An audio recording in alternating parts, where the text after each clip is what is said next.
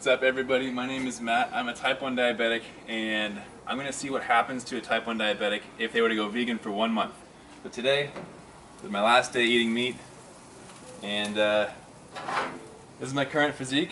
We'll see, I have 183, so I've already lost about 10 pounds from where I normally sit at, so that gets rid of the factor of dropping weight immediately as a vegan.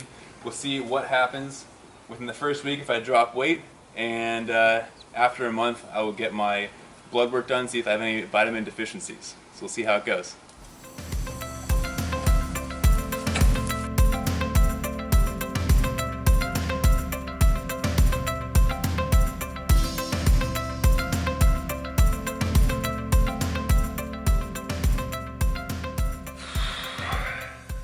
So I had my first scary experience being on the vegan diet as a type 1 diabetic. A couple days ago I was on set. I also work as an actor and as a model, so we were on set getting ready to film a commercial, and I noticed I was dropping really fast. I started getting a little shaky, and they had to call the paramedic over. We had the paramedic on set. Called the paramedic over. They had to get the ambulance ready because I was very nauseous. I felt like I was going to pass out, and with the rate that my sugars were dropping, I was very nervous. They called them over. I was downing juice. One of the crew members was nice enough to make me a PB&J to help me keep my sugars up, and they were familiar with diabetics, thankfully, so they knew what to do. But it was a very frightening experience. I shouldn't say never, I haven't dropped that fast in a long time, and we were filming in the mountains. The nearest hospital was about 45 minutes away, so that was adding to the stress. Thankfully I was able to get my sugars up fast enough. They didn't have to take me to the hospital, but what had happened is that it was about a week after I started going vegan that my insulin sensitivity had changed drastically. So that was after my lunch, and I didn't know that my insulin ratios had changed, and they happened to change that day, the one day that I really didn't want them to change. And my insulin sensitivity went up, so now instead of being like a 1 to 10 ratio, it was much different than that. I don't know what it is yet. Gonna have to watch it really closely and be really cautious with this, because as I've been warned and as I've now experienced, going vegan can be a very, very risky thing as a type 1 diabetic, or as any diabetic that's injecting insulin, because as you become more sensitive to it, you can go low quite a bit faster. So I am going to stick this out. I'm going to keep a really close eye on it now to make sure this doesn't happen again, because that was really scary. And yeah, going to continue on pushing through. I feel good other than that. That was the first bad experience I've had, but I'm going to continue on with the vegan diet and see what else happens.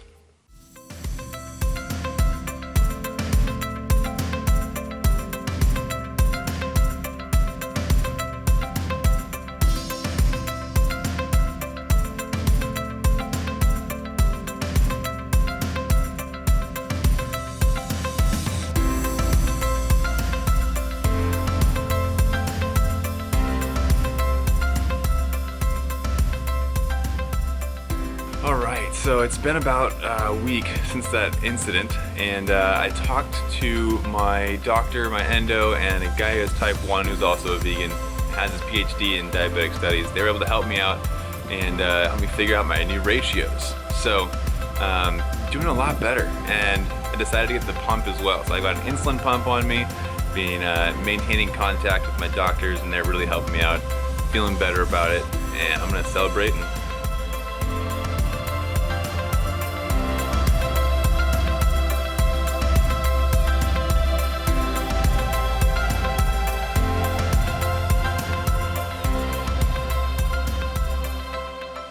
I'm going for a walk with the dog, as you can see, and I realized, as you can see, one of my electrodes is poking out. Set her down. See it right here?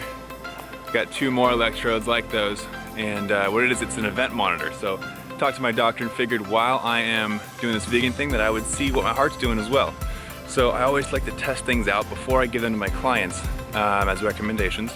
And so testing out the vegan diet, seeing how it affects diabetics, Also checking out my heart and seeing how my workouts affect that. I'll test for arrhythmia. Let's see how my heart rate gets affected by these high intense workouts. And yeah, so with that being said, let's go check out the workout.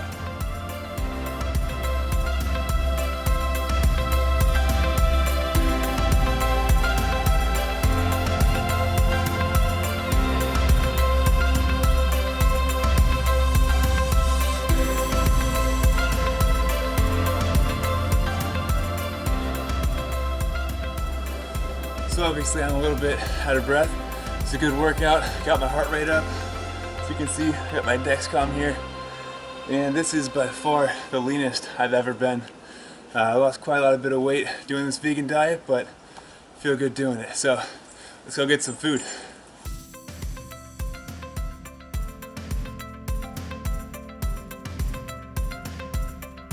Alright guys, so 1 month is up. I have been vegan for 30 days. I guess it's more accurate for me to say I was low-fat, whole food, plant-based. So that's more like the stricter form of being vegan. It's very healthy, and overall, I feel amazing. I think it was a great choice to try this. I have actually gained 2 pounds of muscle, which people said was impossible. That's not a typical result. Most people will actually lose weight on this, but I made it my goal to gain weight. I wanted to see if I could gain weight on the vegan or plant-based diet. As a diabetic, I would say it is definitely something you should use extreme caution with, especially if you're insulin dependent. Or, you know, I mean, obviously if you're taking medication, your insulin sensitivity will change. So as a non-vegan, you're more insulin resistant, and as you become more vegan or plant-based, more strict with your diet, you're going to become more insulin sensitive. And it's going to change your medication dosages, which can be very dangerous if not monitored properly. So if you are going to do this, and try being vegan as a diabetic, I highly recommend that you would seek counsel from your doctor. Make sure that they're going through it with you, that they're monitoring you very closely, because it can be very dangerous, as I experienced myself. So I had some scary moments where if I wasn't monitoring it really tightly, it could have been some really bad situations. So with that being said, use extreme caution if you're a diabetic doing this. But now that I've been doing it for a month, I feel fantastic. I gained my muscle, I've leaned down, so I've actually lost body fat while building muscle, and honestly I just have more energy, I feel great, and I think this is something I'm going to continue. I wasn't sure about it at first because I did miss meat and dairy and all of that, but now it's honestly not that difficult. The life change has been made and I feel fantastic. So I recommend the diet for how you feel and how your body works, but again, use extreme caution if you do so. Next up, I'm going to be getting my lab results done, so we'll see how my micronutrients changed, if at all. So that's next. Alright everyone, so I got my lab results back. I'm actually low in vitamin D and I'm high in vitamin B12, which is kind of weird. But I take a vitamin D supplement now. I'm going to show you guys how to make my favorite breakfast.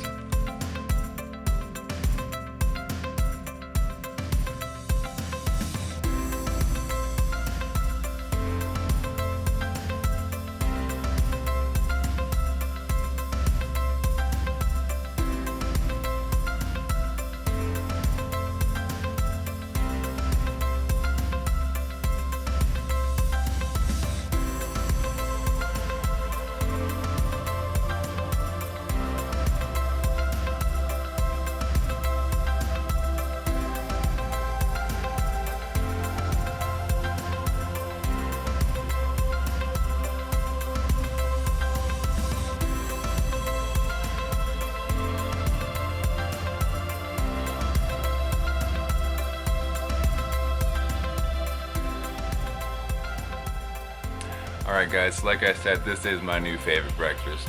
It's pretty delicious, just look at that. It's 2 bananas, an apple, tangerine, chia seeds, and I've also got my veggie protein shake, and lastly, my vitamin D supplement. So, I know this video is getting long, so we'll wrap it up. This is my favorite breakfast, it's amazing. Alright guys, this is my final thoughts on being vegan and a type 1 diabetic. So these mostly apply to anybody going vegan, but being a type 1 diabetic, I have a few added pros and cons that don't affect everybody else. First being, while going vegan, my blood sugars were a lot more stable. So I have a Dexcom CGM so I can see the trends of my blood glucose. It was almost a perfect line, even when eating something like fruit, which usually spikes it. But it was a bit more unpredictable. So I would eat the same thing every day at the same times to make sure I had the least amount of variables possible. And one day I'd see a perfect straight line of great blood sugars. Next day, same thing, same time, same activity level. It would go and then just drop off, or go and then rise up. So the unpredictability was very frustrating, but seeing the stable and steady blood sugars at other times was also very reassuring. So that's a tough one. Some other cons: low-fat, whole food, plant-based diet, the strict form of being vegan, which is already a restricted diet, is very difficult to maintain. It was all I thought about. I was planning out my meals, trying to figure out what I can eat, what I could eat. It becomes kind of your singular thought, and that's a bummer because you can't focus on other things. You can't live relaxed as much because a lot of your thought process is going to planning out your meals. It's great for weight loss, but it's difficult to gain weight. So I lost some weight on it, pretty significant amount actually. Over the last 6 months, I put myself through my program and I lost 20 pounds. So I shredded down. While going vegan, over the last month, I lost an additional 10 pounds. And that was partially by accident. I stopped counting my macros a couple times, and I ended up losing quite a bit of muscle mass, and that was frustrating. It restricts you when you're eating out. So if your friends want to go out to eat, it's a little bit difficult because you have to go to a place that has vegan options. On top of that, the low-fat portion is very difficult because a lot of vegan places are still very fatty. They deep fry their foods, or even cooking in oil, like olive oil, is too much fat for me. So being low-fat, whole food, plant-based is extremely difficult. So I would highly recommend to cooking at home. That's what I did. It makes life a lot easier and more simplistic. Another con is that a lot of the time you're hungry. As a type 1, I have to inject. I didn't want to stack insulin injections, and so I found myself being hungry in between meals because I used to just snack on meat and cheese, other carb-free options between meals, and I couldn't do that anymore. So it was vegetables or nothing.